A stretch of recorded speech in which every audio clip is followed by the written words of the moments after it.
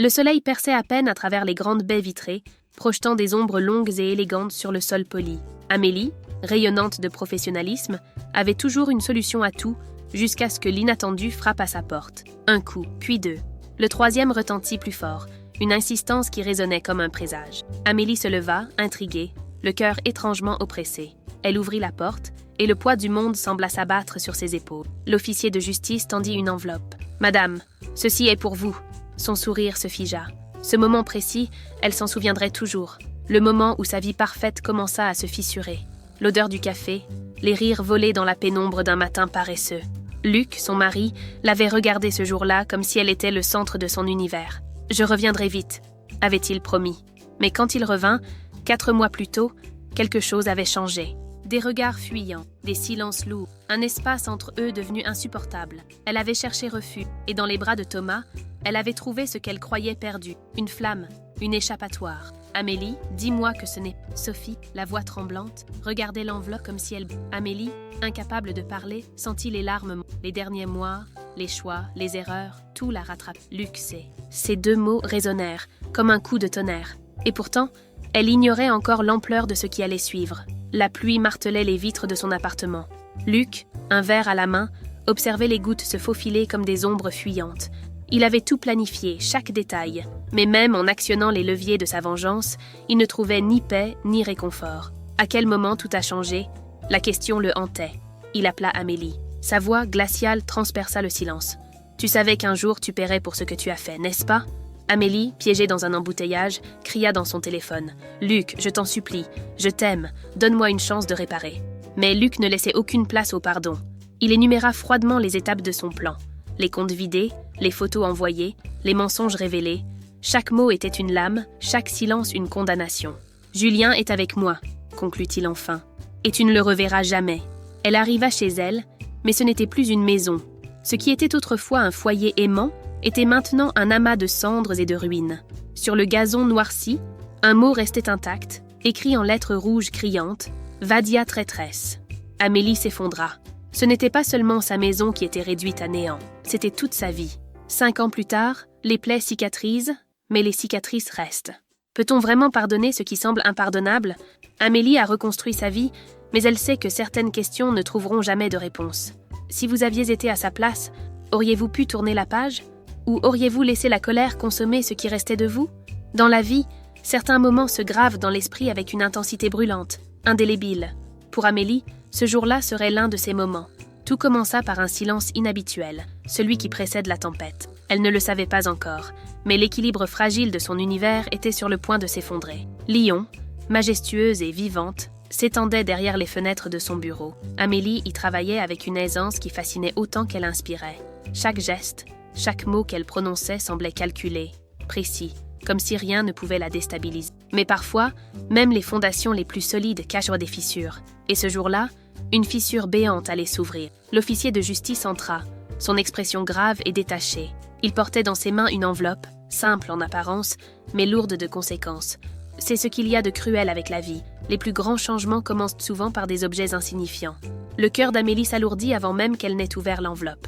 C'était une intuition viscérale, presque animale. Les mots « procédure de divorce » gravés sur la première page semblaient y flamber dans son esprit. Chaque lettre, chaque mot s'enfonçait comme une aiguille sous sa peau. Comment une vie si bien construite pouvait-elle vaciller en un instant? Le bureau était devenu un champ de ruines silencieuses. Ses collègues, pris entre la compassion et la curiosité, détournèrent les yeux, incapables de masquer leur malaise. C'est Sophie qui brisa ce mur invisible. Sophie, son amie, sa confidente, celle qui savait toujours quoi dire, même dans les pires moments. Mais cette fois, même Sophie semblait désemparée.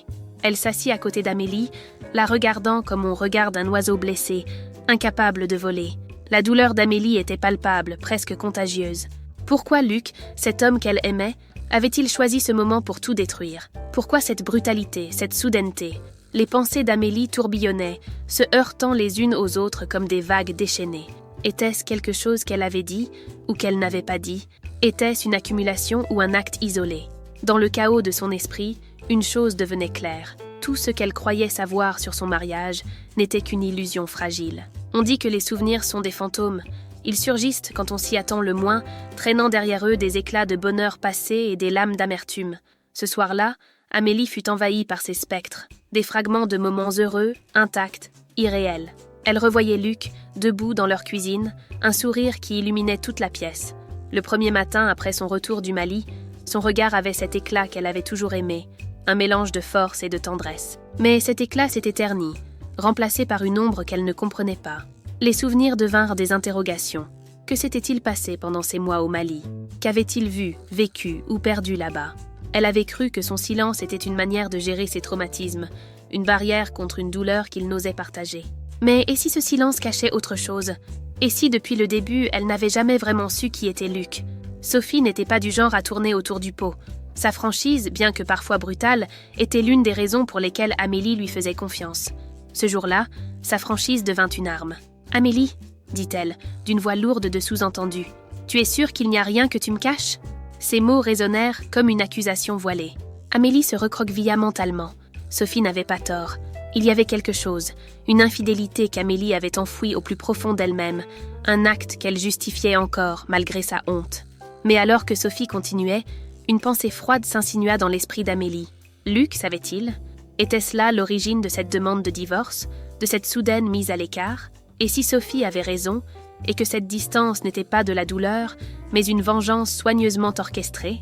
La porte du bureau s'ouvrit brusquement, brisant l'intimité précaire entre Sophie et Amélie. Monsieur Dubois, le PDG, accompagné de Madame Lefebvre et de Madame Martin, entra avec une solennité inhabituelle. Il y avait une gravité dans leurs regards, une retenue chargée de jugement. Amélie sentit son estomac se nouer. Elle comprit instantanément que quelque chose d'irréparable était sur le point de se produire. Les mots qu'ils prononcèrent furent comme des coups de poignard, chacun approfondissant la blessure. Luc savait, pas seulement de son infidélité, mais des détails, des preuves, des moments qu'elle croyait enterrés. Ils lui montrèrent les photos, une série de preuves accablantes qui ne laissaient aucune place au doute. Elle n'avait jamais imaginé que son secret, si soigneusement gardé, puisse exploser de cette manière. Mais ce n'était pas seulement sa vie privée qui était en jeu, c'était aussi sa carrière, sa réputation. Et tandis qu'elle se battait pour retenir ses larmes, une seule pensée la hantait. Qu'allait-il se passer ensuite? Dans l'appartement sombre, Luc écoutait en silence, son téléphone posé sur la table. Chaque mot qui s'échangeait dans ce bureau parvenait à ses oreilles, amplifiant sa douleur et sa rage. Mais au-delà de cette rage, il y avait une satisfaction froide, presque mécanique. Les plans qu'il avait mis en place se déroulaient exactement comme il l'avait prévu. Il savait que ce qu'il faisait dépassait les limites du pardon, mais pour Luc, la trahison méritait une réponse à sa hauteur. Il termina son verre, un éclat glacial dans les yeux. Ce n'était que le début. Madame Lefebvre tendit un autre document à Amélie, un avis de licenciement cette fois. Les photos compromettantes avaient scellé son sort. « Il vaut mieux rentrer chez vous », dit-elle doucement, mais avec une fermeté indéniable. Chaque mot portait un poids insupportable. Amélie prit l'enveloppe, les mains tremblantes. Sa carrière, bâtie à force de sacrifices et de nuits blanches, venait de lui échapper, tout comme son mariage. Elle ne put s'empêcher de penser « Où cela s'arrêterait-il ?» La voiture d'Amélie glissait dans les rues humides de Lyon, mais son esprit était ailleurs. Les souvenirs affluaient, un mélange toxique de bonheur et de regret. Chaque rue qu'elle parcourait lui rappelait un instant passé avec Luc. Des rires, des promesses, des rêves. Quand elle arriva enfin devant leur maison, elle sentit une peur viscérale s'emparer d'elle. Qu'allait-elle trouver? Une réponse? Une confrontation? Ou une autre humiliation? Le simple fait de mettre un pied hors de la voiture semblait un acte de courage insurmontable. De l'autre côté de la ville, Luc fixait la pluie. L'ombre du doute flottait encore en lui, mais il la chassait violemment. Il avait choisi cette voie, et il devait la suivre jusqu'au bout. Il composa un dernier numéro, et quand Amélie décrocha, sa voix résonna, tranchante et définitive. « Tu pensais que je ne le découvrirais pas? Tu pensais vraiment que tu pourrais t'en sortir? Il est des moments où la vérité frappe avec la violence d'un orage. Elle ne laisse aucun abri, aucune possibilité de fuite. » Pour Amélie, cet appel, au milieu du chaos de la circulation lyonnaise, était ce moment. La voix de Luc, froide et tranchante, transperça le bruit ambiant comme une lame acérée. Chaque mot était une accusation, une condamnation sans appel. Amélie s'accrocha à son téléphone comme si sa vie en dépendait, cherchant dans cette conversation une échappatoire, un espoir, une faille dans l'armure de son mari. Mais il n'y avait rien. Pas de place pour le dialogue, pas de signe de réconciliation. Luc parlait avec une clarté glaciale, chaque phrase soigneusement choisie pour infliger la plus grande douleur. Il était là, à l'autre bout de la ligne, Mais il semblait si loin, inaccessible, transformé par une colère et une douleur qu'elle n'avait jamais soupçonnées. Amélie sentit les murs de son univers se resserrer. La voiture avançait lentement dans l'embouteillage, mais dans son esprit, tout s'effondrait à une vitesse vertigineuse. Luc, méthodique et implacable, énonça les étapes de son plan avec une précision presque clinique. Chaque mot ajoutait une pierre à l'édifice de la destruction qu'il avait patiemment construit. Il avait vidé les comptes bancaires, annulé les cartes de crédit, coupé les ressources qu'Amélie avait toujours prises pour acquises. Ce n'était pas seulement une vengeance, c'était une leçon, une démonstration de pouvoir, une manière de lui faire comprendre qu'elle ne contrôlait plus rien. Mais ce n'était pas tout. Les photos compromettantes, envoyées à leurs amis, leurs familles, leurs collègues, étaient une attaque sur son intégrité, son image publique, tout ce qu'elle avait construit au fil des ans. Amélie, au bout du fil, ne pouvait qu'écouter, impuissante. Chaque mot de Luc creusait un peu plus profond, détruisant non seulement son présent, mais aussi l'idée même de son futur. Comment pouvait-elle survivre à une telle humiliation ? Comment pouvait-elle reconstruire quoi que ce soit à partir de ce néant ? Puis vint la révélation qui fit basculer la douleur d'Amélie dans l'incrédulité. Luc avait tout vu, tout su. Pendant des mois, il avait été un spectateur silencieux de son infidélité, un voyeur involontaire de ses trahisons. Les caméras, les enregistrements, les preuves qu'il avait accumulées étaient autant de témoins de son échec moral. Mais au-delà de la trahison, il y avait l'humiliation d'être exposée. Amélie se sentait dénudée, non seulement devant Luc, mais devant elle-même. Chaque geste, chaque mot qu'elle avait cru privé était devenu une arme entre les mains de son mari. Elle comprit alors que la vengeance de Luc n'était pas seulement une réaction, c'était une œuvre, une construction minutieuse destinée à la réduire en poussière. Mais Luc n'avait pas seulement tourné sa rage contre Amélie. Thomas, son amant, n'était pas épargné. Luc décrivit froidement comment il avait contacté la famille de l'épouse de Thomas, divulgué les détails de leur liaison et semé les graines d'un chaos familial irréversible. Ce n'était pas un simple avertissement, c'était une mise à mort symbolique. Et puis, il y avait Valérie, la femme de Thomas. Luc révéla, avec une cruauté presque détachée, qu'il avait passé 2 nuits avec elle. Non pas par désir, mais par vengeance, par volonté de détruire ce qu'il restait d'intact dans la vie de son rival. C'était une double trahison, un cercle vicieux qui ne laissait aucun des acteurs indemne. Quand Amélie arriva enfin chez elle, ce qu'elle vit dépassa tout ce qu'elle aurait pu imaginer. La maison, autrefois un refuge, un sanctuaire, n'était plus qu'un amas de cendres. Les flammes avaient consumé non seulement les murs, mais aussi les souvenirs, les moments partagés, tout ce qui faisait de cet endroit un foyer. Et sur le gazon noirci, un message criant de haine, « Vadia traîtresse ». Ces mots, écrits en lettres rouges, semblaient hurler dans le silence de la nuit. Amélie sentit ses jambes se dérober sous elle. Elle n'avait plus rien, plus d'endroit où aller, plus d'encre à laquelle s'accrocher. Puis vint la révélation ultime. Luc avait pris Julien, leur fils, avec lui. Il était en sécurité, disait-il, loin de tout cela, loin d'Amélie. Mais la sécurité de Julien n'était pas ce qui résonnait dans l'esprit d'Amélie. C'était l'idée qu'elle ne le reverrait peut-être jamais, que son enfant, son lien avec Luc, lui avait été arraché. Luc, implacable, déclara qu'il emmènerait Julien dans un autre pays, un endroit où personne ne pourrait les trouver. Il peignait un futur dans lequel Julien oublierait sa mère. Un futur où Amélie n'était plus qu'un souvenir lointain, une absence. Amélie, au bord du gouffre, sentit une panique viscérale s'emparer d'elle. Comment Luc pouvait-il lui faire ça ? Comment pouvait-il utiliser leur fils comme une arme dans cette guerre qu'il avait déclarée ? Mais au fond d'elle, elle savait qu'il ne s'arrêterait pas. Luc, méthodique jusqu'au bout, mit en œuvre la dernière étape de son plan. Il détruisit tout ce qui restait de son ancienne identité, s'assurant que personne ne pourrait le retrouver. Chaque geste était un acte de rupture, un pas vers un nouveau départ, mais aussi une fuite, un refus de faire face aux conséquences de ses actions. Et quand il monta dans cet avion, Julien à ses côtés, Luc sentit une étrange combinaison de soulagement et de vide. Il avait accompli ce qu'il s'était promis de faire. Mais à quel prix ? Amélie resta seule, au milieu des cendres de sa vie. Tout ce qu'elle avait construit, tout ce qu'elle avait cru solide, avait été détruit. Et dans ce vide, une question s'imposa. Comment pouvait-elle se relever ? Comment pouvait-elle reconstruire quelque chose à partir de ce chaos ? Le monde autour d'elle continuait de tourner, indifférent à sa douleur. Mais pour Amélie, chaque seconde était une éternité, chaque respiration une lutte. Elle savait que ce qu'elle vivait n'était pas seulement une perte, c'était une transformation, un passage à travers le feu. 5 années se sont écoulées depuis que la vie d'Amélie s'est effondrée. Le temps, dit-on, guérit toutes les blessures, mais certaines cicatrices restent visibles, palpables, même sous les couches les plus épaisses de renouveau. Amélie, elle, avait choisi de reconstruire. Mais ce choix n'était ni facile, ni immédiat. Il avait fallu des mois de thérapie, des nuits blanches et un courage qu'elle ne pensait pas posséder. Professionnellement, elle avait retrouvé un équilibre. Un nouvel emploi dans une agence où personne ne connaissait son passé. Ses collègues la respectaient, mais Amélie ne se confiait plus.